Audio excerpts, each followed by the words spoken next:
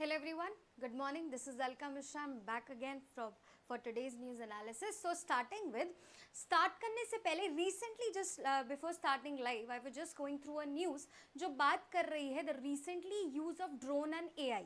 ठीक है. Now we always discuss कि मानसून की वजह से कोई particular area में बारिश नहीं हो रही है, there is a lack of water scarcity is there, but we are actually experimenting more and more जिसकी वजह से we can actually work on this particular problem which is related to water scarcity or drought. Hi. How basically recently your AI technology with the help of drone, मतलब with use of AI and drone की मदद से we are actually working on a cloud seeding. That means कि with the help of drone AI we are creating artificial clouds to basically fill the dam. Which dam? Jaipur Ramgarh dam, which is actually dry from past various years or past few years.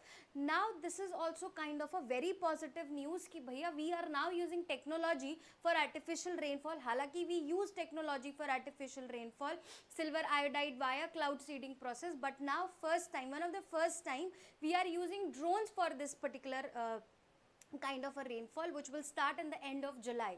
मतलब just recently 2 to 3 days you will going to see the drone which we have purchased is from the drone which is actually using in this process is from is basically bought from your Taiwan, and one of the USA based company is basically working for this particular project with help of India. Now we have to see what will be the consequences, how this positive will be, but the negative impact is that कि this particular artificial cloud making और जिस तरीके से हम artificially cloud generate करते हैं उसकी वजह से जो सबसे बड़ा नुकसान होता है दैट इज कि हम अपना जो नॉर्मल प्रोसेस है, द नॉर्मल क्लाइमेटिक जो साइकिल है हम उसको डिस्टर्ब कर रहे हैं. That is actually the major concern. Good morning guys, a very good morning to all of you.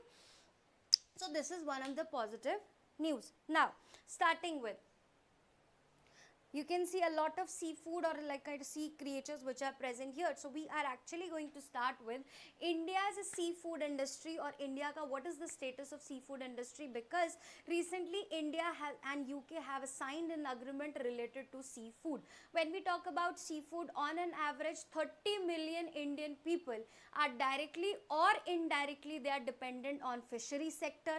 Cut to the second part, on an average 1.07% of the Indian GDP contribution is via this particular seafood. So that's why this sea culture or this sea particular industry becomes very important, and specifically UPSC can ask you from prelims perspective also and main perspective also कि how the recent seafood one of the kind of a मतलब majorly we talk about technology and gases and nuclear and defense. Other than that we have started to basically work on this particular kind of thing, that is your seafood. So we will see in detail what is actually the status is. So what news says, comprehensive economic and trade agreement, that is CETA, between India and UK removes import tariffs on a wide range of seafood products, enhancing India's exporters competitiveness in UK market. Now what is basically we to discuss about ki what is India UK seafood, what are the agreements which has been signed, what is the particular species or seafood or sea animals or sea kind of a things which are involved in this particular trade. But before that, what is CETA? CETA is basically, yesterday we have studied about BIT, that is bilateral investment agreement or treaty, that is specifically related to protect the interest of investors. कि अगर कोई दो देशों में invest कर रहे हैं, if two people are investing in each other country, then the particular rules and norms and regulation will be there to protect the interest of the investors. But now comprehensive economic particular trade agreement is basically to promote a trade, so that we under this particular agreement they will going to reduce the tariff, मतलब बहुत कम हो जाएंगे tariff, so that trade में कोई भी तरीके के barriers create ना हो. So CETA is basically, in short, when we try to improve the trade with XYZ country and we try to reduce the tariff or remove the tariff, that is basically known as CETA, Comprehensive Economic Trade Partnership Agreement, trade agreement. Now it's a homework. India has signed CETA with how many countries? This is your homework. India has signed CETA with how many countries? And second, there is a different kind of agreement which we also study specifically when we study about India and UAE. The agreement is CEPA, What CEPA says about, that is Comprehensive Economic Partnership Agreement. So your homework is with whom, like how many countries India has signed CETA, and with how many countries India has signed CEPA, that is Comprehensive Economic Partnership Agreement. So these are basically the two major agreements which we study in detail when we study about international relation. But yes, now cut to the another article which is also important. India and UK signed Comprehensive Economic Agreement basically for what? To double the bilateral trade to $120 billion, which is actually $60 billion right now.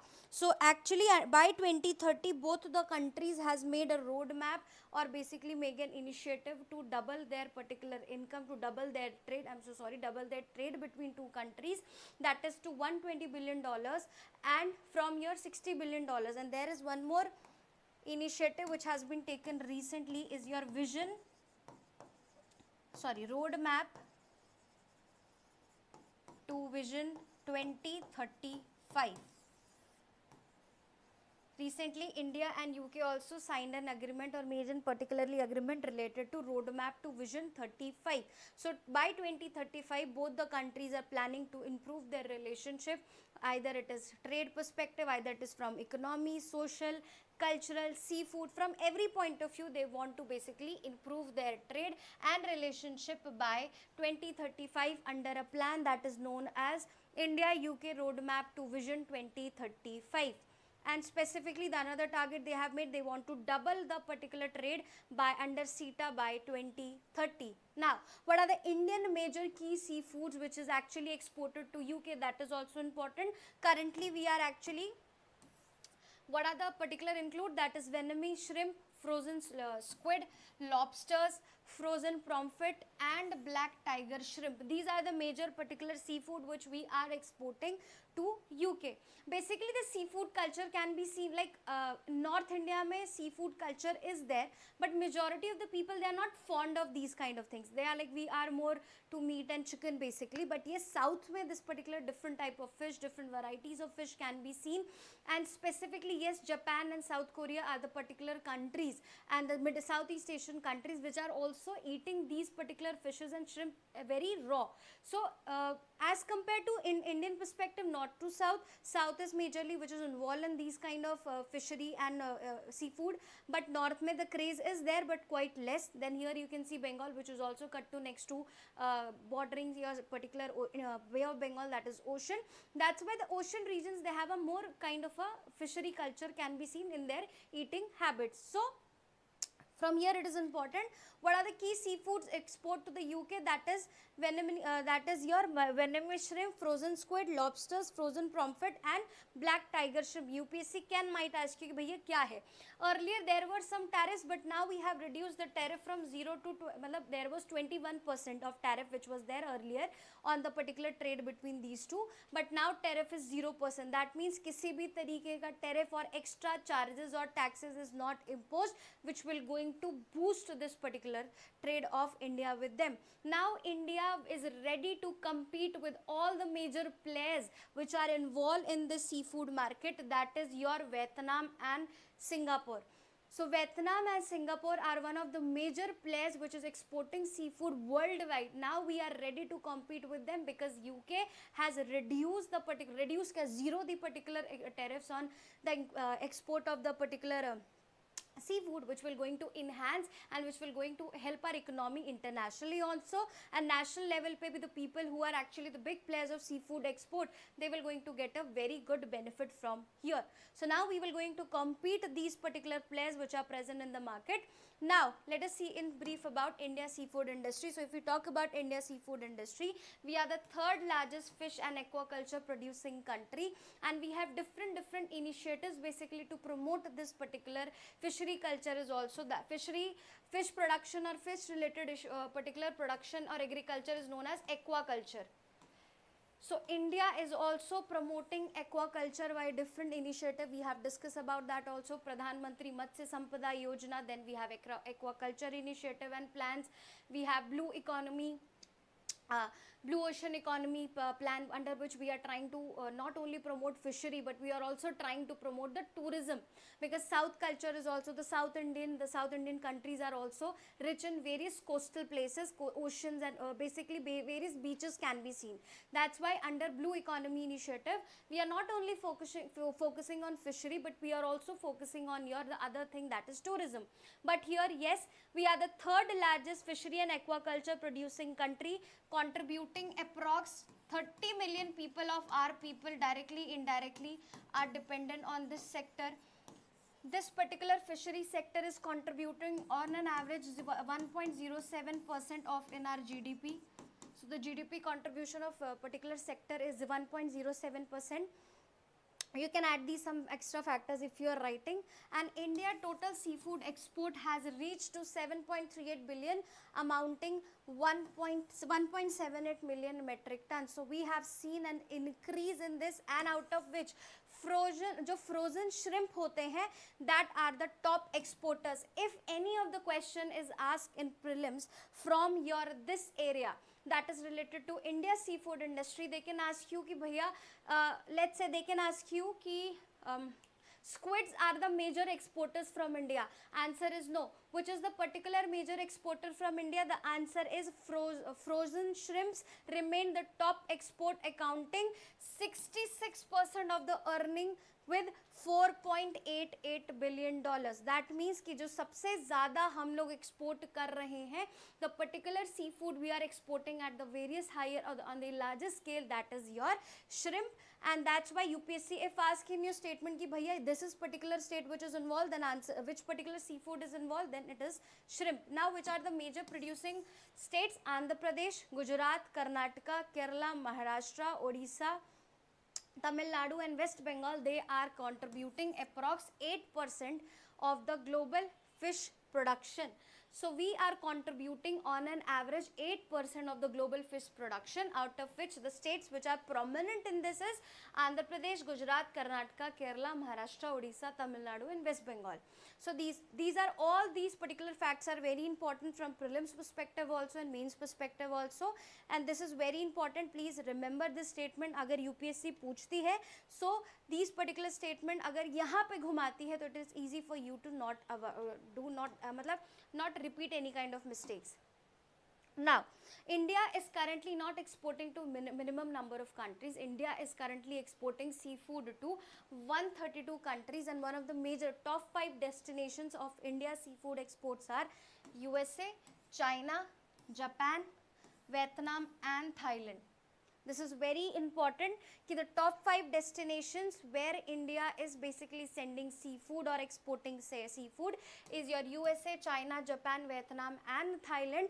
And now if your UK ka bhi, because the tariff has been reduced, tariff has been made zero under this particular CETA agreement, now you can see there might be chances कि UK will going to add in this particular area or this particular number. So the India is exporting to on an average 132 countries, and out of which the major 5 particular destinations are USA, China, Japan, Vietnam and Thailand. These facts are very important. Now you can see the number of trade, the number of export has been increased, but yes, as compared to 22, 23, 24 data can be seen thoda sa kam, but yes, now we are again expecting ki the 24, 25 data will be at a higher scale, the numbers will be good. So this is the kind of a seafood export. If UPSC asks you any question in mains related to this area, make sure you are drawing this particular table. It will going to give you edge marks. So these are kind of a smart tricks which we use in paper. Like you can see number here, 61,043 CR का we have seen trade over here, but उससे पहले in 2022 and 2023 it was 63,969 CR. So we have saw that there is a fluctuation can be seen, but yes, we are expecting a good number of export this year, that is of 24 and 25. So this is in short all the important things which are important from Indian seafood sector and your CETA agreement which we have signed with your UK. Coming to the next part, Nepal faced a severe glacial lake outburst. Now UPSC has asked question, glacial lake outburst is time to time is in news because glaciers are melting and this particular thing can be seen as a direct consequences of glaciers का melt होने की वजह से. This is also related to global warming. So everywhere, either it is landslides, you can link this with landslide also, you can link with the effect of global warming on climate also. If question asks you what is the effect of glacier melting, so answer is not only कि खाली sea rise हो रहा है, volcanic eruptions का also one of the reason is glacier melting. अगर आपने मेरे live देखे हैं तो आपको ये चीज़ भी समझ आएगी because we have discussed in detail कि how glacier melting is related to क्या बोलते हैं increase of speed of rotation, मतलब how because of glacier melting the earth's rotation speed has been increased. Number two, how volcanic eruption is taking place because of glaciers melting. So if you have saw my previous particular live, you must have understood ki what I am trying to say. But now glacier melting ki wajah se this is also one of the phenomena which is very important and time to time you will see in news. India, Uttarakhand and Himachal Pradesh are also highly prone to this. The region where snow and slow related glaciers can be seen, that particular areas are highly affected by this terminology, that is glacial lake outburst flood. Now what is it? You have, let us start with, like, let us just basically understand this with a diagram. ठीक है? Okay, you can see glaciers here. ठीक है? अब there is a process. सबसे पहले let's say there is a heavy rainfall, suddenly there is a cloud burst, अचानक से cloud burst हुआ एंड सडनली एक साथ बहुत ज़्यादा टेरिशियल रेनफॉल हुई और एक साथ मतलब अनएक्सपेक्टेड रेनफॉल हुई because of the cloud burst. Now it leads to let's say glacier melt हुआ या कुछ लैंडस्लाइड्स हुई. This could also lead because of the glacial outburst और आपका क्लाउड बर्स्ट की वजह से भी हो सकता है. This could also because of the global warming जिसकी वजह से टेम्परेचर राइज हुआ and suddenly a glacier start melting. These 2-3 reasons can be reason for this glacial outburst. But yes, for example we are taking here बारिश हुई, suddenly there is a cloud burst, एक साथ बारिश हुई जिसकी वजह से glaciers के साथ साथ a lot of debris has came towards the lakes. अब glacial lakes क्या होती हैं? There are on an average a good number of glacial lakes, like your Mansarovar lake is also kind of a glacial lake, जो glaciers के बीच में, पहाड़ों के बीच में present होती. They are present between the mountains and the mountain river system. Those particular lakes are known as glacial lakes. अब जब पहाड़ से वो एक तरीके से लैंडस्लाइड होगी, all the debris will going to fall in that particular lake. तो उस लेक से अचानक से जब ये सारा कचरा यहाँ गिरता है, डेब्रिस यहाँ गिरता है, suddenly the water from here that comes out and move towards to the lower area. So अचानक से प्रेशर आने की वजह से this पानी flows out from this particular region and went to these particular areas, or this is kind of a flash flood because this is unexpected situation. आप खुद ही you can do an experiment at your place कि just take a bucket, उसमें एक normal पानी भरो and there is like a very the situation is very calm. Suddenly आप उसमें एक पत्थर डाल दो, एक बहुत भारी पत्थर लो एंड डाल दो, तो वो पानी एकदम से क्या आएगा? बाहर आएगा. This is also science which we will see, but yes this is also something example of glacial lake outburst. And in Nepal recently there has been saw a frequent glacial lake outburst and this is also one of the reason for dispute between Nepal and China. Why? Because majority of the glacial lake outburst जो हो रहे हैं that is not specifically Nepal, but वो China के Tibet region में हो रहे हैं.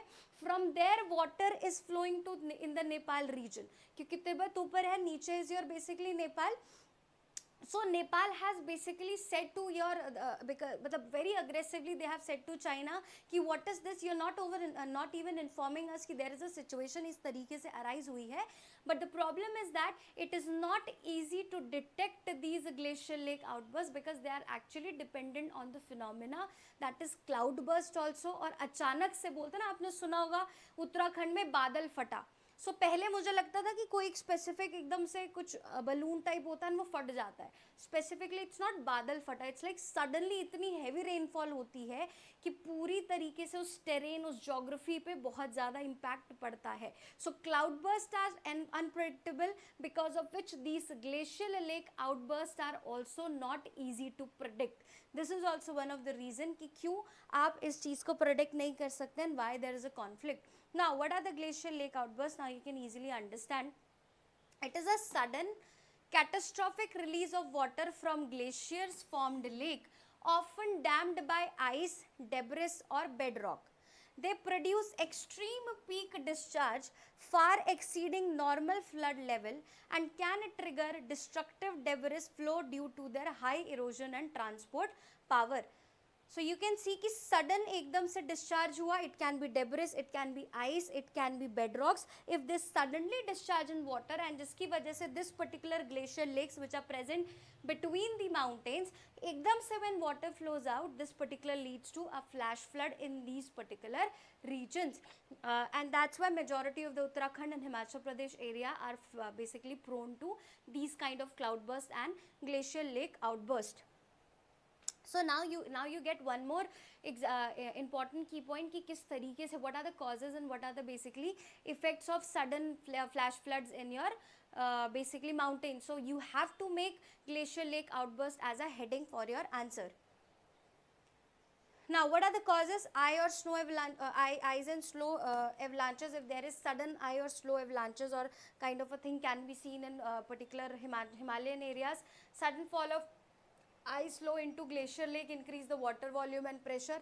Earthquake, this not only the cloudburst, as I told you, not only the cloudburst are the basically reasons for this particular scenario. Ice and snow avalanches can be seen. Earthquake can be seen because suddenly because of the movement of earth there, when your earth tremors, तो उसकी वजह से landslide can be created. This is also one of the reason. ठीक है. Landslide into lake. Somewhere if there is a landslide which has been occurred into the lake, this is also one of the reason which can lead to this glacial lake outburst. Then rapid melting of glaciers. Because of the global warming and heat wave, continuously the glaciers are melting, and glacier melting is not only the concern. 2 to 3 factors which are related, I am discussing it again. Number 1, the speed of earth has been increased due to glacial meltings. The volcanic eruption has increased because of glaciers melting. Number 3, the sea level is rising because of global because of this glaciers melting. And number 4, rapid melting of glaciers also lead to these kind of extreme climatic conditions which is called as, or which is known as, glacial lake outburst. So heavy rainfall which we were talking, you can write here cloudburst. Raise water level rapidly exerting pressure on dams, moraine dams. Then volcanic activities can destabilize the glaciers or melt the can trigger to this glacial lake outburst. Failure of ice or moraine dam, weak structure gives way under pressure or erosion. What are moraine dams? यहाँ पे the particular point from where water is flowing dam, मतलब water is flowing outside of this particular glacier, these are known as moraine dams. This is a geographical phenomena which you will study in your geography class. So moraine dams can be seen here. So this is particularly the area which we called as moraine dams. So suddenly these moraine dams are weak, then also this particular thing can also come out very easily. So this is also one of the factor which we have studied. Failure of ice or moraine dam which because of weak structure give away a pressure or erosion. If there is a blockage in the drainage path or human activities, sometimes by a blasting and mining activities or quarrying, these kind of activities or these kind of incident take place. Like for example, the whole Kerala Wayanad jo landslide has been occurred because of the illegal mining which was going in that particular region. Despite government and authorities have basically warned the particular mining authorities कि ये चीज़ मत करो, it can lead to a very severe landslide in that particular region, but the authorities and the mining construction companies, they didn't focus on that, because of which a good number of people have lost their life because of landslide. And that landslide was not because of natural reason, that was all because of the anthropogenic activities, which was actually human waste activities. So mining and these kind of activities are one of the example for glacial lake outburst. So what are the causes? Fatafat we go through the revision. Ice and snow avalanches, earthquake, landslides into lake, rapid melting of glaciers, heavy rainfall, volcanic activity, failure of ice or moraine dam, blockage of drainage path, human activities or blasting can lead to these kind of glacial lake outbursts. Hope so you have understood what is this particular concept is all about. Now 14th edition of India-Singapore joint military exercise, that is Bold Kurukshetra. There is one more very important military exercise which we take between India and Singapore is your Simbex.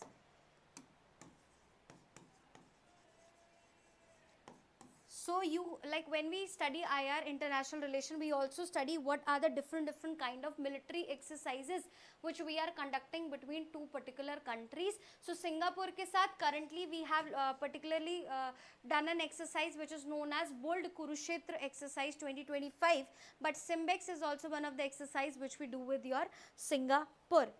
So what is this particular Bold Kurukshetra? Bold Kurukshetra ke under basically it's not an exercise where Navy, military, they are sharing their drills or drill or their techniques. Under this Bold Kurukshetra, we are actually working on computer warfare. Matlab, it was a computer based war game focused on validating mechanized warfare practices.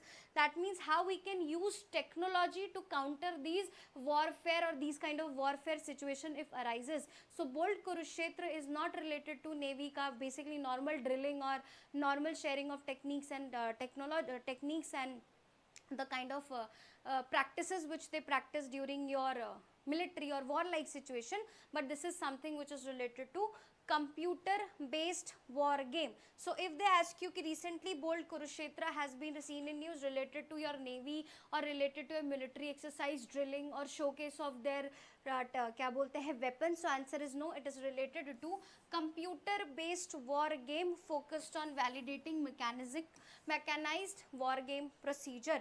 So basically it aims to boost both the countries to work on defense cooperation specifically from technologic point of view.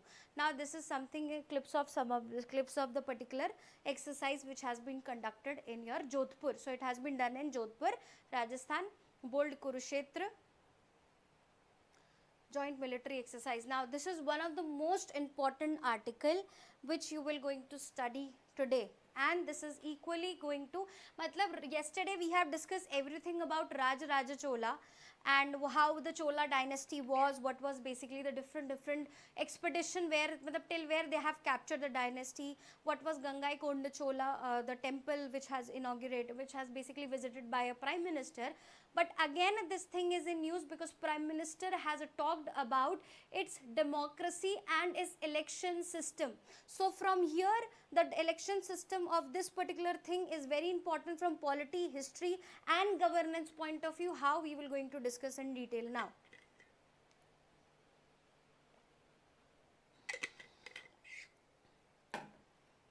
So yesterday we have saw the historical aspect of this, IR aspect of this particular news, but now today we will going to see how this particular article is also equally important from our polity and governance point of view.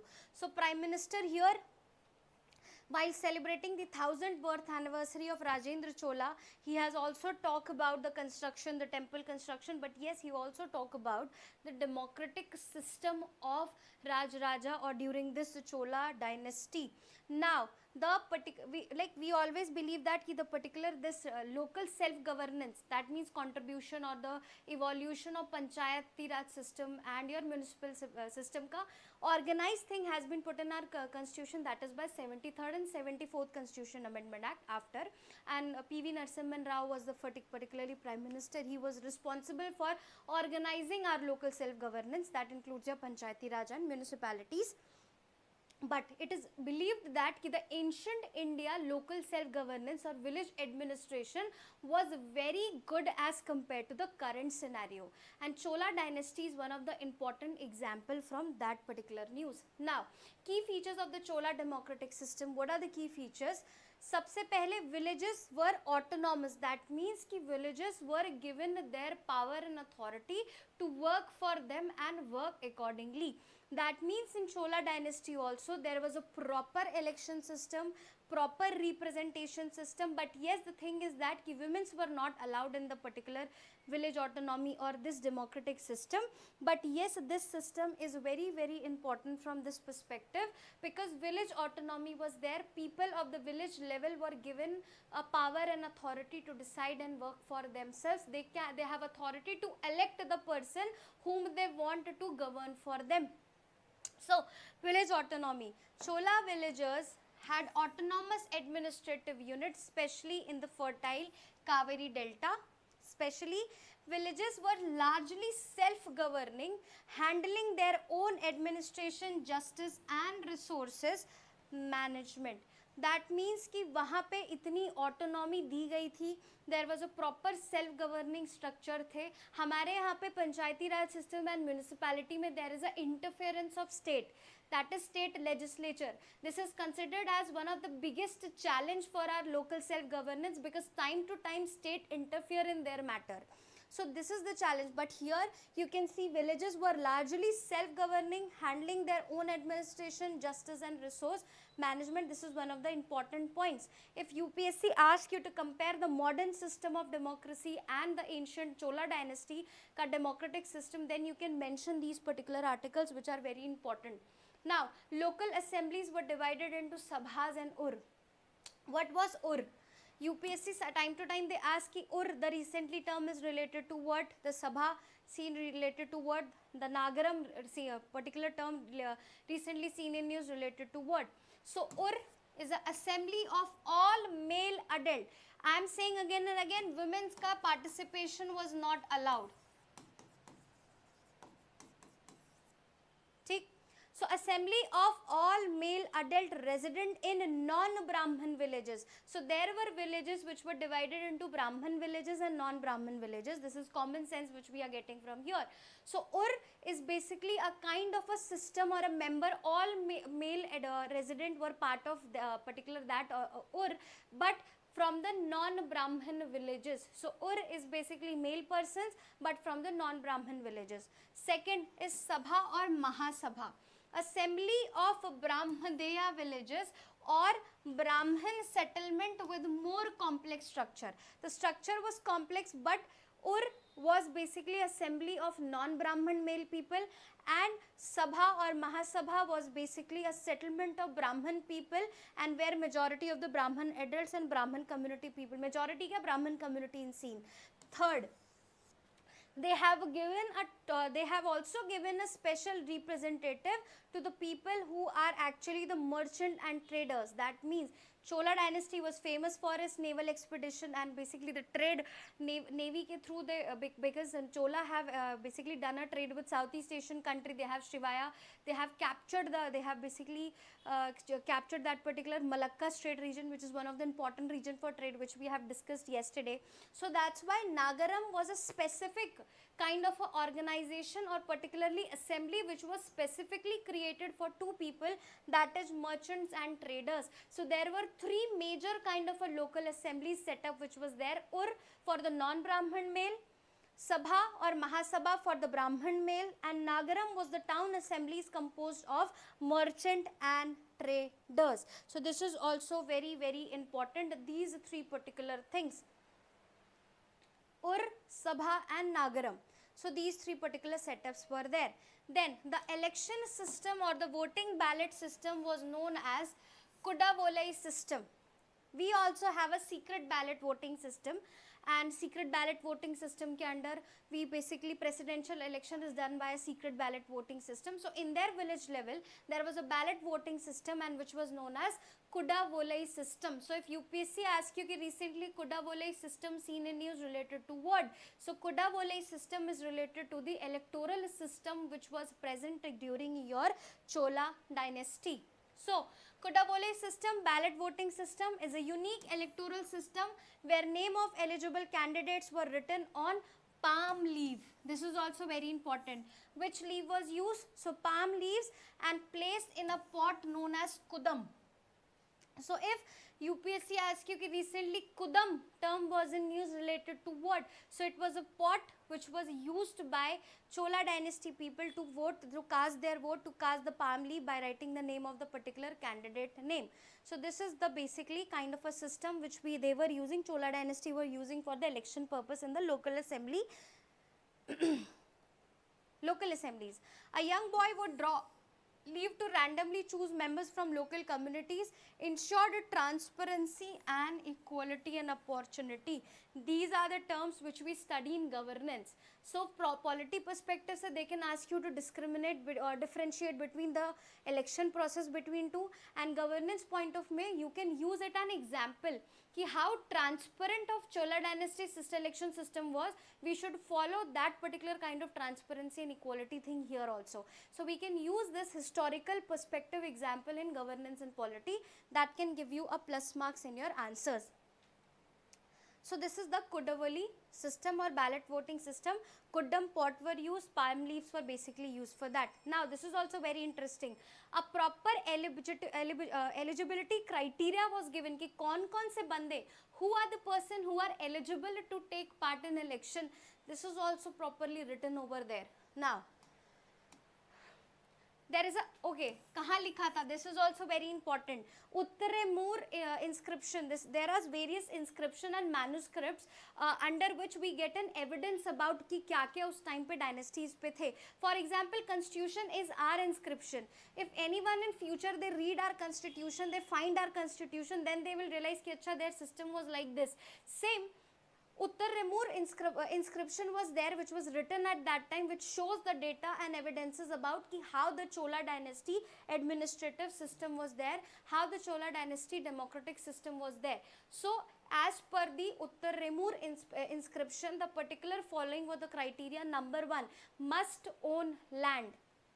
If you want to contest an election, so you have to at least have a 1/4 valley, which is approx to 1.5 acres of land.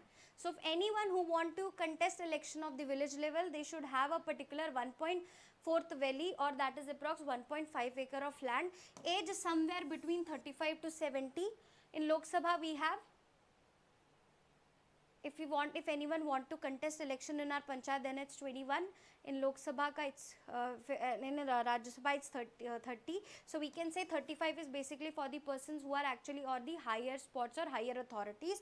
That is why we are actually, this particular age system is very, very important.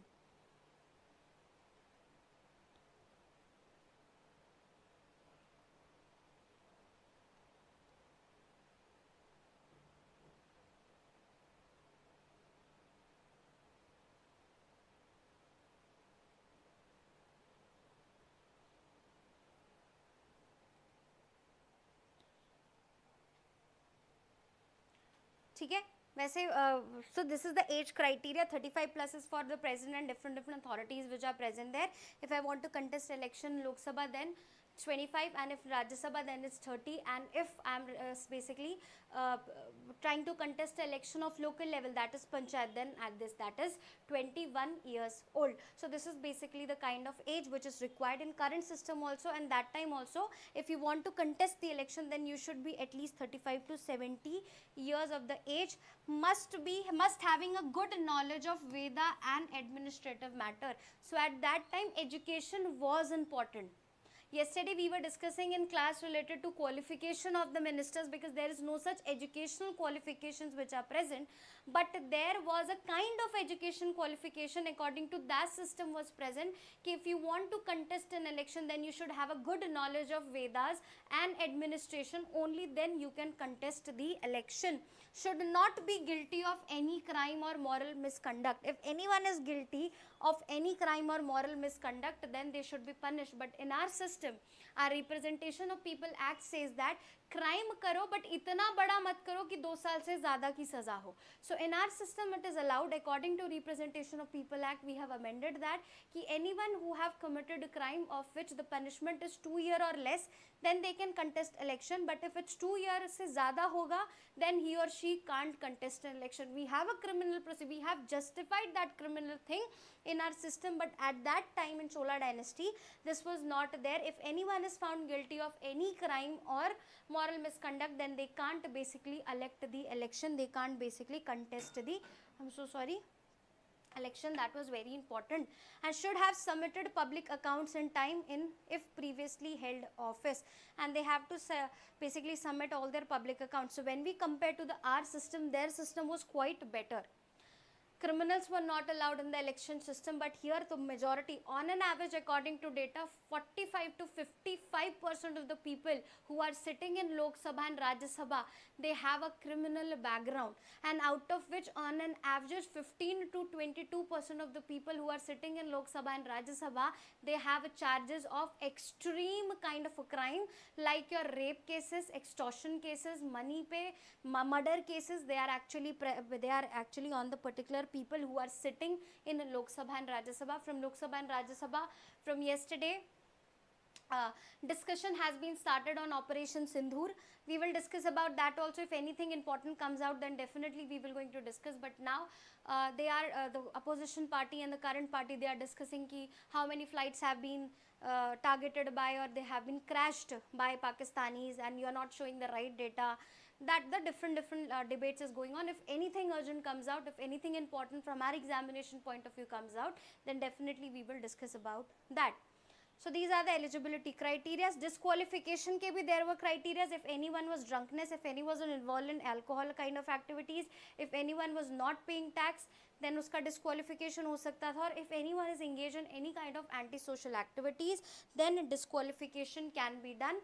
Then what were the committees? Like we have parliamentary committee system, different committees are there for working for the different point of view.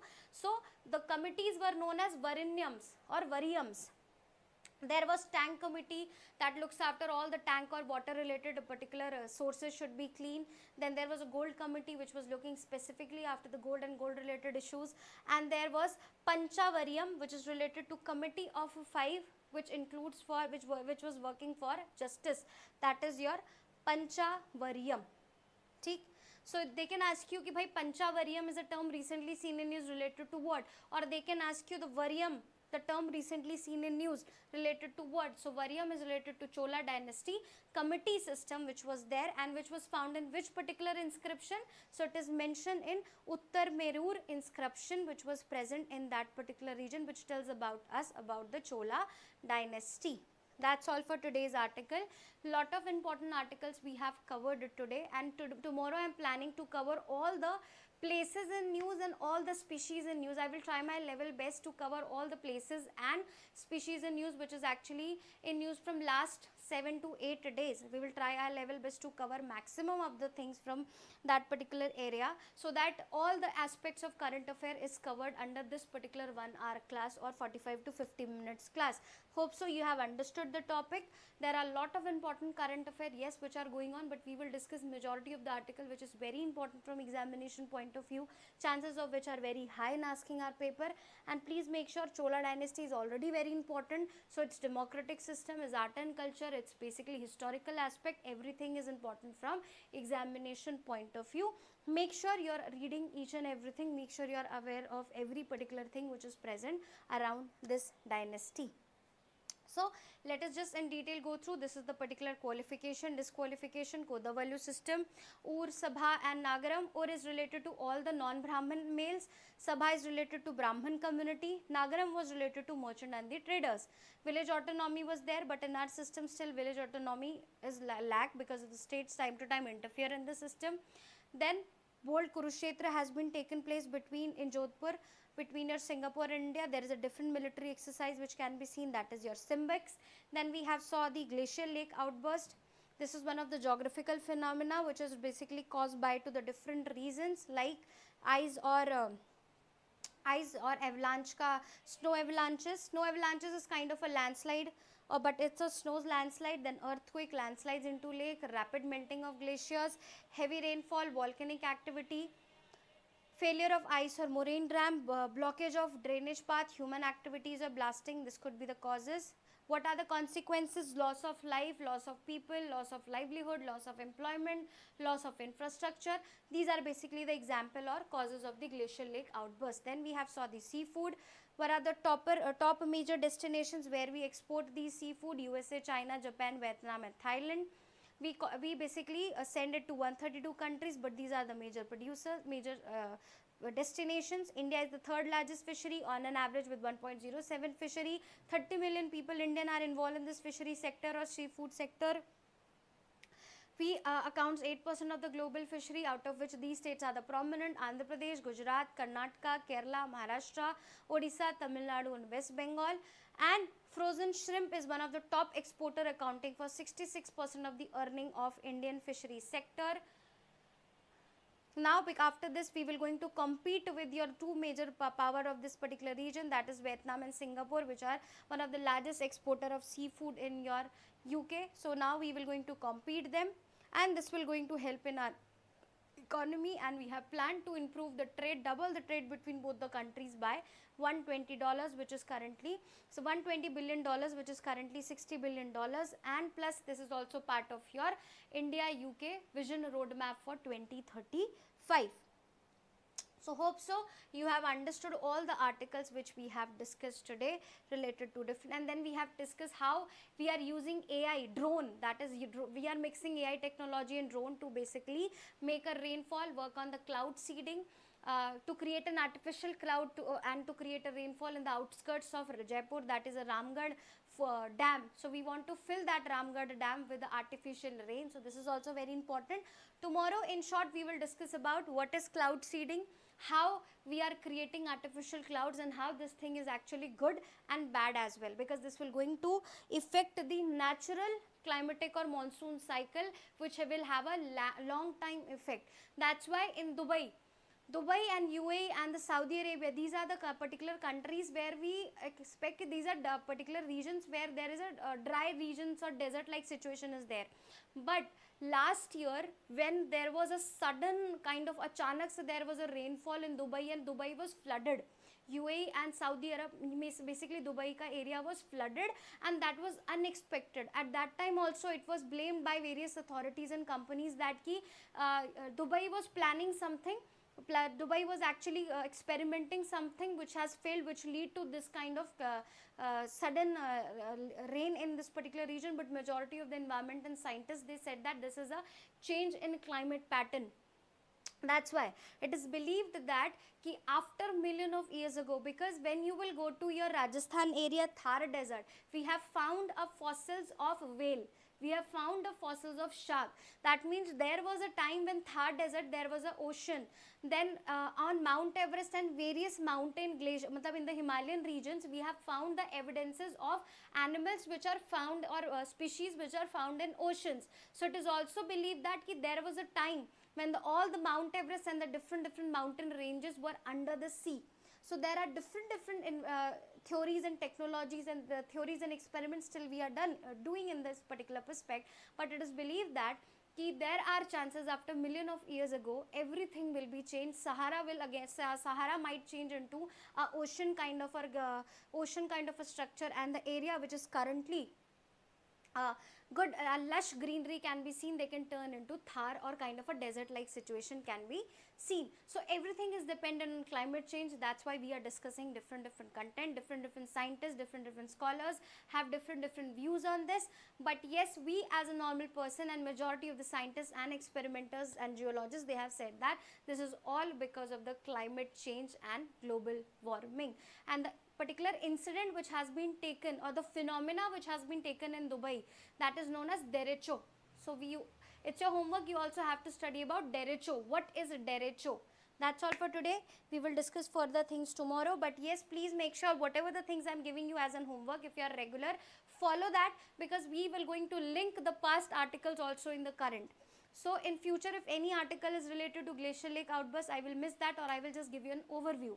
So you should at least recall in your mind that is glacial lake outburst. So make sure you are repeating that particular thing. Make sure you are following that thing. You are writing some things as a notes, which is very important from examination perspective. That's all for today. Take care. God bless you. All the best.